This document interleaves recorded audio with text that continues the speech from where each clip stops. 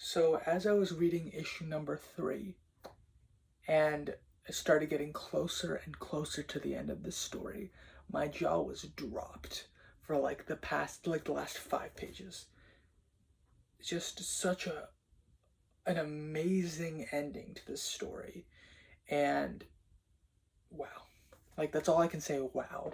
Um I'm gonna talk specifically about like the things in the end that I really, really loved. And that's about it. Just because there's a lot that happened in the issue, but I think I'm gonna start with the final battle and then a couple of the last pages as well. So the final battle, you have the main thing going on, which is the clown. Yes, I think it's the clown. Wait, I think it's the clown. I don't remember. The one that was in the Killing Joke, right? You got him facing off against Barbra, right? And, the fight was fine, but the main battle that's going on is with Batman, and he's fighting against the criminal. Now, amazing fight, and his whole justification is that Joe Chill will become the Robin, or not the Robin, the Joker that has an identity that is the most personal to the Joker, or to Batman, because he has all these other people. He has Barbara Gordon, he has Jason Todd, he has other people in his life that mean something to him, and he wants to be the person that means the most to him. He wants the Joker to mean the most to Batman. And his thought process is the way to do that is by making Joe Chill the Joker, because Joe Chill killed Batman's parents. What? And then not only that, the way that this goes is the criminal is killed. He's killed, right? He's killed by the clown. What? That's just insane to me. He's killed by the clown, and what happens is he says that, I caused all of this. I convinced the criminal that Joe Chill was the one. I convinced them that we needed to work together to make a bigger or a better Joker. And just wow. Like the way that this is written. Now, just the way that this all unfolded, it's like, wow, I'm not even saying any coherent sentences right now. And then from there, right, of course, the last Joker standing goes back to Arkham. But on the way there, he also says, Bruce Wayne, Barbara Gordon, Jason Todd.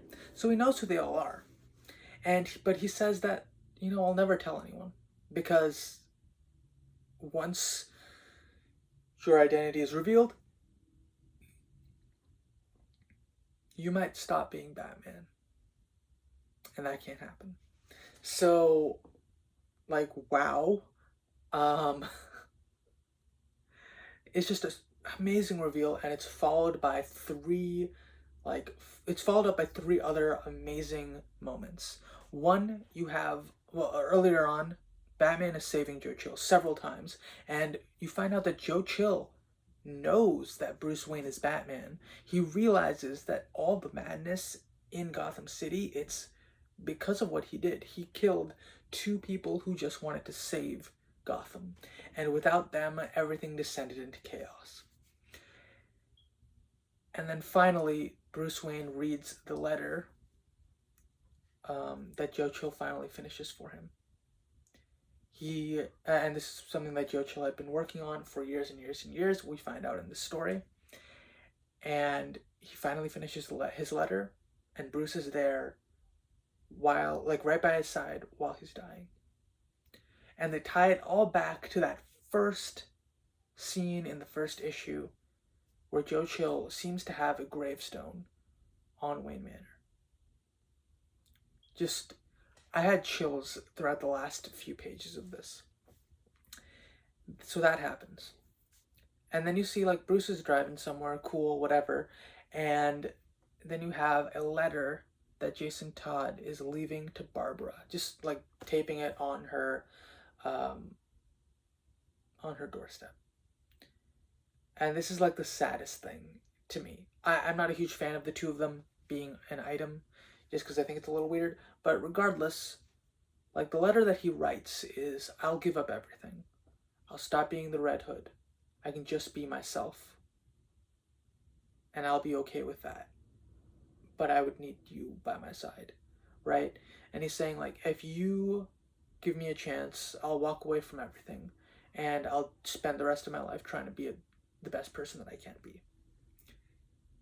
And as he's walking away, the tape, like, unsticks from the wall.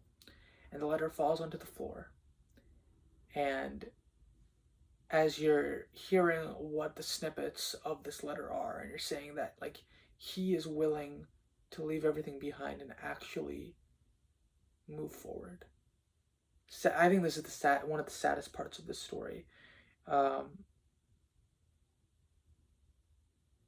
It gets taken away by a janitor who's, like, cleaning up the floors. So Barbra is never going to see this letter. And it implies, I guess, Red Hood's just going to be Red Hood. And he'll think that Barbra never reciprocated those feelings. Also, before that, we find out that Gordan, like, reveals, you shouldn't hang out with Red Hood. And Barbara's kind of just like, be quiet, Dad. And you're kind of like, all right, so he knows. It was implied earlier in the story, but now both of them have just accepted. They know what's going on with one another, and that's that. That was, like, less interesting to me, but I thought I'd mention that as well. I liked the more implied version of it that we had, I think, in issue 1.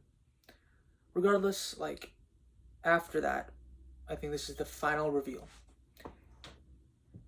And I talked about this briefly in the previous issue. I was wondering, like, aren't there larger implications to what the clown is doing? Where he's having lunch with, like, a wife and child. I was like, isn't this a story somewhere? And I actually don't know, like, I'm assuming this is from a previous story from a long time ago, where Batman says, I've known who he was since since 1 week after he first appeared. And Alfred's just like, what? And this is really cool, because earlier in the story, Jason literally says, you know who he is. And Barbara defends him, but he was right. Bruce did know exactly who the Joker was. And so, what you find in the last moments is you get to see the Joker's wife and the Joker's child just living their life hidden away from the world. And you find out from Batman, I can never tell anyone who the Joker really is, because then their lives will be ruined. And it's like, what? Final thing I'll mention is the first page of this entire story. I stared at it for a couple minutes because I was just like, wow, this is beautifully done. And it's just the 3 main Jokers from the story, and then all these smaller photographs with different monikers attached to them.